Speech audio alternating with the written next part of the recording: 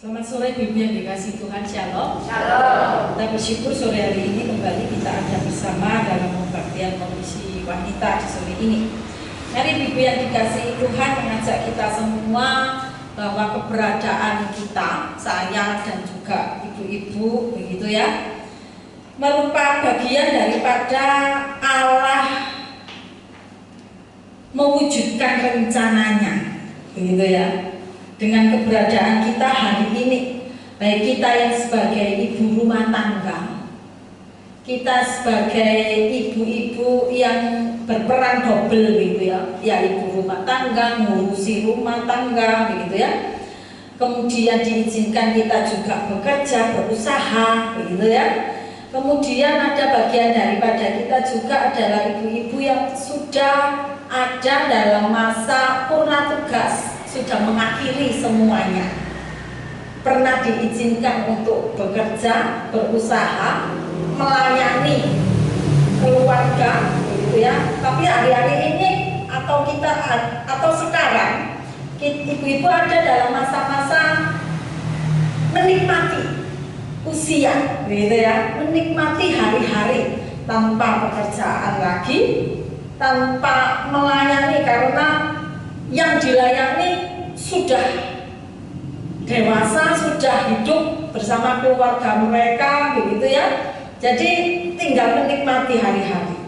Nah, ibu-ibu yang dikasih Tuhan, sore hari ini saya mengajak kita untuk merenung bersama-sama, ya. Merenung bukan merenung diam, begitu ya, tidak, tapi menangkap apa yang Allah telah dan wujudkan kepada kita, menciptakan dan menjadikan, bahkan menempatkan kita sebagai seorang wanita, seorang perempuan, seorang ibu di tengah keluarga kita, di tengah lingkungan kita mengabdi atau bekerja, ya. Mari ibu, Allah punya rencana pada hidup umatnya. Allah punya rencana kepada saya dan kita, ibu-ibu kaum perempuan. Saya mengajak kita membuka di dalam kitab Ester. Kitab Ester pasal yang ke-9, ayat yang ke-24 dan ayat yang ke-25. Ester pasal 9 ayat 24 dan 25. Mari kita baca bersama-sama dua ayat ini, ya. 1, 2, 3. Sesungguhnya Haman bin Hameda orang Agag, seteru semua orang Yahudi itu, telah merancangkan hendak membinasakan orang Yahudi, dan dia pun telah membuang Pur, yakni undi, untuk menghancurkan dan membinasakan mereka.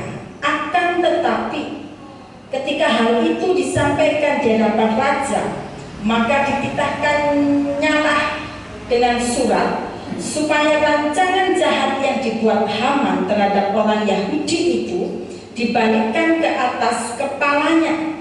Maka Haman beserta anak-anaknya disulahkan pada tiang. Ibu-ibu yang dikasihi Tuhan, belajar dari hari-hari perjalanan seorang Ester yang bagian daripada Allah mewujudkan rencananya, bukan hanya kepada Ester, tetapi kepada bangsa Yahudi yang saat itu ya berada di negeri orang. Nah, ibu yang dikasihi Tuhan, pasti kita semua pernahlah tahu kisahnya Ester ini seperti apa, atau kita agak-agak lupa gitu ya. Nah, sore ini mengingat secara cepat saja, ya. Nah, ibu yang dikasihi Tuhan, latar belakangnya Ester. Mari kita lihat bersama-sama latar belakang Ester, ya. Pasal yang kedua, ayat yang kelima hingga ayat yang ketujuh. Secara cepat saya membacakan untuk ibu-ibu, silakan mengikuti di dalam hati. Pada waktu itu ada di dalam benteng Susan seorang Yahudi yang bernama Mordekai bin Yair bin Simei bin Kis, seorang Benyamin, yang diangkut dari Yerusalem sebagai salah seorang buangan yang turut dengan Yekonya Raja Yehuda ketika ia diangkut ke dalam pembuangan oleh Raja Nebukadnezar, Raja Babel. Mordekai itu pengasuh Hadasa, yakni Ester. Jadi nama lainnya Ester itu Hadasa, anak saudara ayahnya. Sebab anak itu tidak beribu bapak lagi. Gadis itu elok perawakannya dan cantik parasnya. Ketika ibu bapaknya mati, ia diangkat sebagai anak oleh Mordekai. Jadi Ester atau Hadasa ini adalah ponakan paling tidak begitu ya, Mordekai. Yatim piatu, diasuh oleh pamannya begitu ya. Kemudian ketika orang-orang dibawa ke pembuangan di Babel, salah satunya Mordekai di sana, Ester pun ikut bersama dengan Mordekai. Begitu ya, tinggal di negeri orang bersama dengan pamannya, ya sudah jadi anaknya, begitu ya. Nah, Bibi yang dikasih Tuhan ini latar belakangnya Ester atau Hadasa, ya.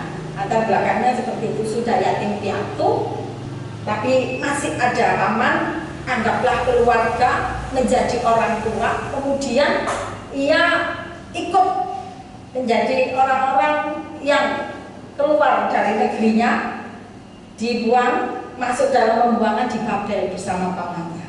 Kemudian mari kita juga lihat perjalanan Hadasa atau Ester ini dimulai, ya.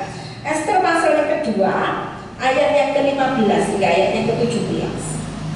Ketika Ester anak Abihail, yakni saudara ayah Mordekai, yang mengangkat Ester sebagai anak, mendapat giliran untuk masuk menghadap raja, maka ia tidak menghendaki sesuatu apapun selain daripada yang dianjurkan oleh Hegai, sida-sida raja, penjaga para perempuan. Maka Ester dapat menimbulkan kasih sayang pada semua orang yang melihat dia. Demikianlah Ester dibawa masuk menghadap Raja Ahasveros ke dalam istananya pada bulan yang ke-10, yakni bulan Tebet, pada tahun yang ke-7 dalam pemerintahan Baginda. Maka Ester dikasihi oleh Baginda lebih daripada semua perempuan lain, dan ia beroleh sayang dan kasih Baginda lebih daripada semua anak darah lain, sehingga Baginda mengenakan mahkota kerajaan ke atas kepalanya dan mengangkat dia menjadi ratu ganti Wasti. Jadi ibu sebelum ada Ester yang bermahkota, dimahkotai oleh sang raja menggantikan ratu sebelumnya, ya, sebuah peristiwa yang mengecewakan hati raja. Sebab ketika perjamuan bersama dengan para pembesar-pembesar, harusnya sang ratu ada bersama-sama dengan raja. Tapi ketika mengawal diminta untuk memanggil Ratu Wasti, begitu ya, untuk tampil, untuk dihadapkan, begitu ya, di hadapan para tamu undangan, pembesar-pembesar negeri begitu. Ternyata Ratu Wasti ini menolak. Ratu Wasti ini menolak untuk hadir, untuk menghadap, untuk ada dalam perjamuan bersama dengan raja. Ya, ketika raja bertanya, apa yang harus kulakukan dengan ratu yang seperti ini, gitu ya. Nah, Bibi yang dikasih Tuhan, maka ratu ini pun tergantikan akhirnya. Ya, penasihat raja mengatakan, kalau di pasal 1 Ibu nanti baca, ya, carilah pengganti dia, begitu, ringkasnya begitu, ya. Dan pada akhirnya muncullah beberapa perempuan-perempuan yang dipersiapkan, diperadabkan, tapi jatuhlah pilihan raja itu kepada Hadasa atau Ester, menimbulkan belas kasih daripada raja. Nah, perjalanan Hadasa atau Ester dimulai di sini. Baik Bibi yang dikasih Tuhan, ini peristiwa besar dalam perjalanan hidup Ester. Bagaimana dia orang anak Yahudi, yatim piatu bersama pamannya di Babel, Mordekai, dikasihani oleh raja, kemudian diangkat menjadi pendamping atau ratu. Ya. Kemudian Bibi yang dikasih Tuhan peristiwa lagi, ya nanti kita lihat peristiwa demi peristiwa ini, ya. Kemudian peristiwa besar juga dimulai kembali. Mari kita lihat di pasal yang ketiga, ayat kedua hingga ayat yang keenam. Ayat ketiga, pasal ketiga ayat kedua. Dan semua pegawai raja di pintu gerbang istana raja berlutut dan sujud kepada Haman. Sebab demikianlah diperintahkan raja tentang dia. Tetapi Mordekai tidak berlutut dan tidak sujud.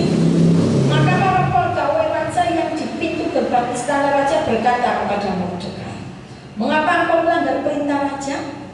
Setelah mereka menegur dia berhari-hari dengan tidak didengarkannya juga. Maka hal itu diberitahukan mereka lah kepada Haman untuk melihat apakah sikap Mordekai itu dapat tetap, sebab ia telah menceritakan kepada mereka bahwa ia orang Yahudi. Ketika Haman melihat bahwa Mordekai tidak berlutut dan sujud kepadanya, maka sangat panas hatilah Haman. Tetapi ia menganggap dirinya terlalu hina untuk membunuh hanya Mordekai saja, karena orang telah memberitahukan kepadanya kebangsaan Mordekai itu. Jadi Haman mencari ikhtiar menggunakan semua orang Yahudi, yakni bangsa Mordekai itu, di seluruh kerajaan Ahasiweros. Nah, kalau ibu-ibu yang dikasih Tuhan, ternyata seorang Mordekai itu tidak sujud menyembah kepada Haman, gitu ya, yang dikaruniai jabatan kebesaran oleh raja. Dan seluruh pegawai harus sujud kalau Haman lewat. Mordekai tidak, pamannya Ester. Dan disitulah panas hati itu dimulai, ya. Panas hati itu dimulai. Terlalu hina kalau hanya membunuh Mordekai saja, bangsanya juga akan dihabisi. Itu rencananya Haman, ya. Mari kita juga melihat bersama Ester terlibat di dalam peristiwa yang besar itu. Pasal yang keempat, ayat yang ke-15 hingga ayat yang ke-17. Firman Tuhan dikatakan seperti ini. Maka Ester, ayat 15 itu. Maka Ester menyuruh menyampaikan jawab ini kepada Mordekai. Pergilah, kumpulkanlah semua orang Yahudi yang terdapat di Susan, dan berpuasalah untuk aku. Janganlah makan dan janganlah minum 3 hari lamanya, baik waktu malam, baik waktu siang. Aku serta dayang-dayangku pun akan berpuasa demikian. Dan kemudian aku akan masuk menghadap raja. Sesungguh pun berlawanan dengan undang-undang. Kalau terpaksa aku mati, biarlah aku mati. Dan Mordekai meminta kepada Ester, menghadaplah kepada raja, sampaikan, mintalah belas kasihan kepada raja untuk bangsa kita. Tapi peraturan mengatakan kalau raja tidak panggil ratu, tapi ratu nekat menghadap raja, hukuman mati akan diterima, gitu ya. Jadi tunggu dipanggil baru ratu itu datang menghadap raja. Tapi ini belum kesempatan, belum waktunya sang ratu atau Ester itu menghadap raja. Tetapi karena situasi yang saat itu dia pikirkan adalah bangsanya, orang-orang Yahudi yang ada di daerah di lingkungannya itu, gitu ya, di benteng Susan itu, dia katakan, doa, mari kita berpuasa bersama-sama. Aku akan menghadap raja sekalipun tidak dipanggil. Dan kalau punya apa taruhannya, gitu ya, Ester tetap maju. Bibi yang dikasihi Tuhan, dia berusaha untuk menolong bangsanya.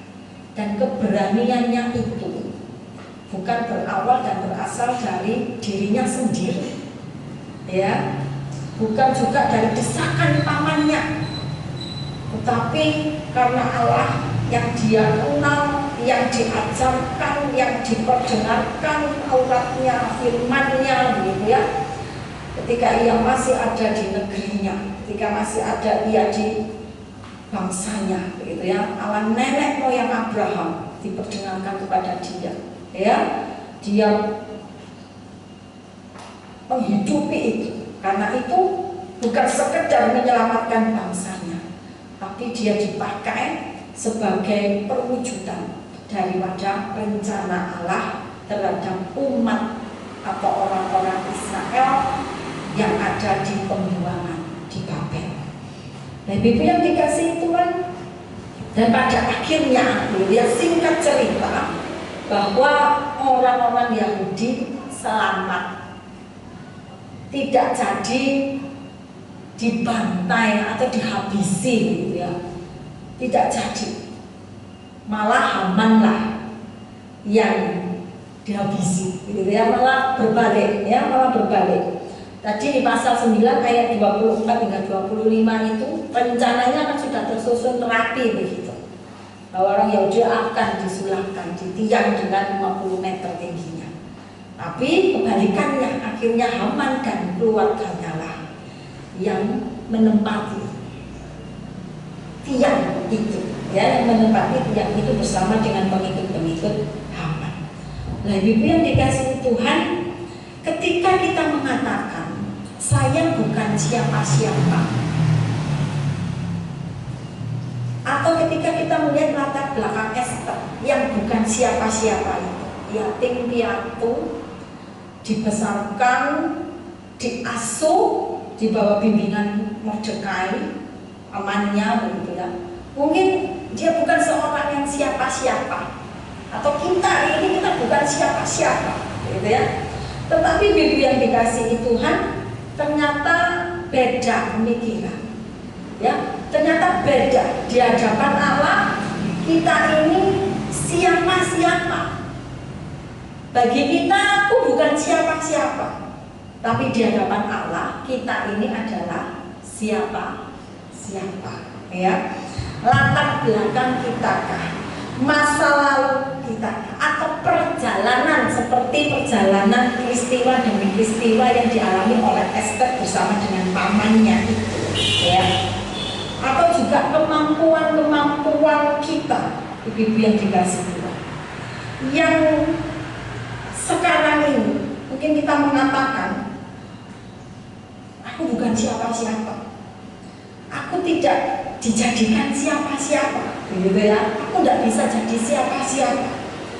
Nah, Ibu yang dikasihi Tuhan, bagi Allah, ketika kita mengatakan saya bukan siapa-siapa, saya tidak dijadikan siapa-siapa, sadarkah kita bahwa ternyata Allah menempatkan kita dan menjadikan kita menjadi siapa-siapa. Contohnya, dan yang sudah Ibu alami begitu ya. Ini kayak Ibu berkata, aku hanya ibu rumah tangga biasa. Kerjaanku di dapur, butek begitu ya, umpamku di dapur dan di rumah saja, ya cuma begitu-begitu saja. Tahukah Ibu-ibu bahwa ternyata kita yang mengatakan seperti itu, kalau hari ini hari pahlawan begitu ya, ternyata ibu-ibu yang demikian itu loh dikatakan pahlawan demi pahlawannya keluarga. Coba bayangkan kalau ibu-ibu tidak pernah ngetubel di dapur, tidak pernah ngetubel di seisi rumah begitu, mau jadi apa dapur dan rumah? Kemudian mau makan apa yang ada di rumah kita itu? Nah, kalau tidak ada pahlawan-pahlawan seperti itu. Kalau ibu-ibu katakan saya bukan siapa-siapa, siapa bilang? Ibu-ibu itu koki, ya, koki iya, cleaning service iya, loh, ya, baby sister iya, loh, double perannya, ya, double perannya, ya, double. Kalau dikatakan pahlawan hari ini, ya ibu itu loh pahlawan buat keluarga, ya. Belum lagi ibu-ibu yang diizinkan untuk bekerja, lalu tambah lagi double, gitu ya, tambah lagi double. Nah, jadi ibu yang dikasih Tuhan, tidak ada yang bisa yang mengatakan saya bukan siapa-siapa, hanya karena kita ibu rumah tangga biasa. Kita tidak pernah duduk di sebuah jabatan, ya. Kita tidak pernah jadi di membuahkan sebuah karya kemudian dipuji orang. Aku tidak pernah seperti itu, gitu ya. Tapi ingatkah ibu, ketika ibu-ibu memperdengarkan tentang Yesus Kristus kepada putra putri, bahkan yang punya cucu hari ini. Bukankah ibu pahlawan iman bagi putra putri, cucu-cucu dan generasi berikutnya? Seperti siapa? Seperti Lois, Eunike, hingga sampai ke Timotius. Loh, ternyata ibu pahlawan iman loh, mengajarkan ya tentang Yesus Kristus, Tuhan dan Juru Selamat, menguatkan mereka ketika mereka takut. Jangan takut nak, ada Tuhan Yesus, begitu ya. Jangan khawatir nak, Tuhan piara kita makan yang ada hari ini, besok sekalipun dalam hati ibu itu besok bukan makan ngomong ya, tapi dia kata besok pasti Tuhan siapkan. Bahkan kita tidak mengajarkan anak untuk apa? Beriman. Ayo nak berdoa. Mulai dari anak nggak tahu berdoa itu bagaimana sampai anak-anak kita bisa memimpin doa sendiri. Loh, apa itu enggak pekerjaannya Allah melalui ibu-ibu pahlawan-pahlawan iman itu. Jadi tidak ada yang dapat mengatakan aku bukan siapa-siapa. Ibu-ibu ini siapa-siapa di hadapannya Allah. Siapa-siapa di hadapan Allah itu. Tidak tunggu kita berkarir jenjang tinggi begitu ya. Tidak tunggu kita bisa menciptakan sesuatu terus kita dikenal banyak orang. Tidak. Hal-hal yang sederhana yang sudah saya sebutkan tadi itu. Ternyata ibu-ibu ini, kita ini siapa di hadapan Allah. Aku bukan siapa-siapa, siapa bilang ya, siapa bilang ke depan nanti buyut-buyut kita ya, buyut-buyut sampai canggah gitu ya, dari anaknya cucu, terus dari anak cucu, anaknya canggah, cicit begitu ya, terus ke depan sana nggak tahu sampai berapa turunan begitu yang dikasih Tuhan. Mereka tetap mengenal Tuhan Yesus dari siapa kalau bukan dari neneknya, kalau bukan dari ibu-ibunya sekarang ini. Ternyata kita ini siapa-siapa ya. Sekali lagi Allah punya rencana pada tiap umatnya. Allah punya rencana kepada setiap kita, ibu-ibu, kaum wanita, kaum perempuan ini. Seperti ketika Allah menempatkan Lois sang nenek untuk Eunike sang anak, dan juga kemudian Eunike mengajarkan apa yang didapatkan dari Lois ibunya itu kepada Timotius. Begitu juga nanti ibu-ibu kepada anak, cucu mengajarkan kepada anaknya, anaknya cucu mengajarkan kepada anaknya, begitu ya, sampai turunan-turunan ke depan sana. Kita tidak ada, kita sudah mengakhiri kehidupan kita, tapi apa yang kita tinggalkan itu masih dilanjutkan oleh generasi-generasi kita selanjutnya. Loh, pahlawan-pahlawan kita hari ini, ibu-ibu sekalian, siapa yang dapat mengetahui jalan pikirnya Allah? Siapa yang dapat mengetahui rancangan dan rencananya Allah? Tidak ada yang dapat bisa. Bahkan Esther pun saya percaya, dia pun tidak tahu kalau dia nanti bakalnya begitu ya, akan duduk bersama raja, dia akan paling tidak menjadi alat Allah menyelamatkan daripada umatnya yang ada di pembuangan. Esther tidak akan menyangka dirinya akan seperti itu dipakai Allah, tapi ternyata dia dipakai Allah. Esther yang bukan siapa-siapa itu, dia dipakai oleh Allah. Dan banyak perempuan, wanita-wanita yang berawal dari bukan siapa-siapa, sederhana, tidak dayani gitu ya. Kayaknya ada di Alkitab, maupun yang ada dalam kehidupan hari-hari ini. Tetapi ternyata mereka dipakai oleh Allah sebagai alat untuk mewujudkan rencananya, termasuk kita hari ini, termasuk ibu-ibu hari ini, menjadi alat untuk mewujudkan rencananya. Injil diberitakan melalui siapa? Kalau tidak melalui orang tua, yaitu ibu-ibu, kepada siapa? Anak-anak kita, cucu-cucu kita, kepada murid-murid kita. Ternyata kita ini siapa-siapa ya, di hadapan Allah. Nah, ibu yang dikasihi Tuhan, demikian pula rencana Allah kepada manusia yang berdosa. Melalui siapa? Melalui Yesus Kristus, yang orang katakan siapa dia, nolong dirinya sendiri saja nggak bisa.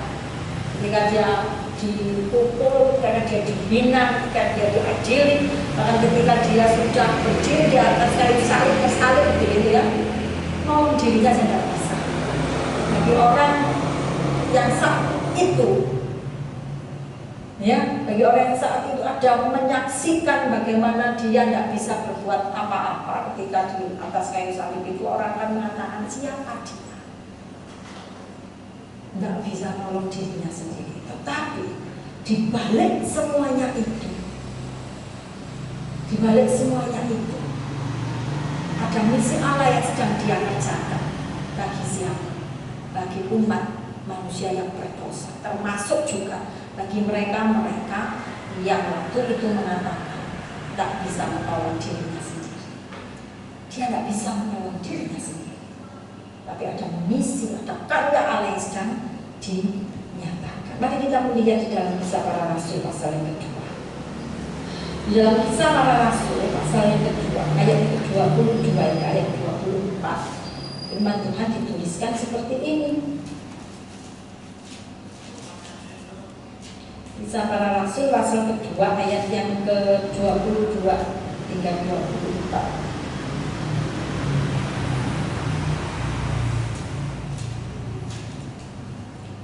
Hai orang-orang Israel, dengarlah perkataan ini. Yang aku maksudkan ialah Yesus dari Nazaret, seorang yang telah ditentukan Allah dan yang dinyatakan kepadamu dengan kekuatan-kekuatan dan mujizat-mujizat dan tanda-tanda yang dilakukan oleh Allah dengan perantaraan Dia di tengah-tengah kamu. Seperti yang kamu tahu, Dia yang diserahkan Allah menurut maksud dan rencananya telah kamu salibkan dan kamu bunuh oleh tangan bangsa-bangsa durhaka. Tetapi Allah membangkitkan Dia dengan melepaskan Dia dari sengsara maut, karena tidak mungkin Ia tetap berada dalam kuasa maut itu. Kemudian di ayat 32, Yesus inilah yang dibangkitkan Allah, dan tentang hal itu kami semua adalah saksi. Kemudian ayat 36, jadi seluruh kaum Israel harus tahu dengan pasti bahwa Allah telah membuat Yesus yang kamu salibkan itu menjadi Tuhan dan Kristus. Orang katakan dia tidak dapat menolong dirinya sendiri. Orang katakan dia seorang anak tukang kaya, bahkan sampai diperlakukan sedemikian hinanya. Tetapi pada akhirnya orang mengaku, ya, dan orang mengakuinya bukan hanya mendengar, tetapi banyak orang mengalami bagaimana ia berjumpa dengan juru selamat, dibuka hatinya, dirubahkan hatinya, disadarkan akan dosa, dan disadarkan bahwa akan perlunya juru selamat. Berawal dari siapa? Dari si tukang kayu, anak tukang kayu. Berawal dari siapa? Yang disalibkan dengan cara yang hina itu, yang dikatakan tidak dapat menolong dirinya sendiri, yang dihina, yang dikatakan mayatnya dicuri, tak mungkin bangkit. Penipuan itu yang mengatakan Yesus bangkit itu, ya. Tetapi banyak mengubah hati orang, menyadarkan orang akan dosa dan perlunya juru selamat. Ibu-ibu yang dikasihi Tuhan, seperti inilah kasihnya Allah dengan karyanya yang tak pernah kita tahu rencana-rencananya, rancangan demi rancangannya. Ibu yang dikasihi Tuhan, kita ada sebagai perempuan-perempuan, sebagai wanita-wanita, sebagai ibu-ibu, ya. Untuk apa? Untuk mewujudkan rencana Allah dalam keluarga kita yang paling dekat, dalam lingkungan kita di mana kita tinggal dan bertempat, ada di sana, dan juga di mana. Jadi bumi ini. Jadi tidak ada perkataan lagi yang mengatakan saya bukan siapa-siapa. Kita ini siapa-siapa di hadapannya Allah. Kita ini pewujud, kita ini alat untuk mewujudkan rencana dan rancangannya Allah. Kepada siapa? Keluarga kita yang paling dekat, anak, cucu, sampai nanti dilanjutkan. Kepada siapa? Pada lingkungan di mana kita ada, orang-orang yang ada di sekitar kita. Kepada siapa? Ya tentunya juga kepada.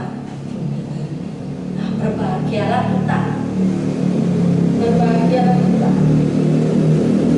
Ternyata Allah, ya, memakai kita yang sederhana untuk mewujudkan karya dan rancangannya. Maka mari ibu yang dikasihi Tuhan, latar belakang kita dulu seperti apa, ibu yang tahu, ya. Kemudian sampai hari ini kemampuan kita seperti apa,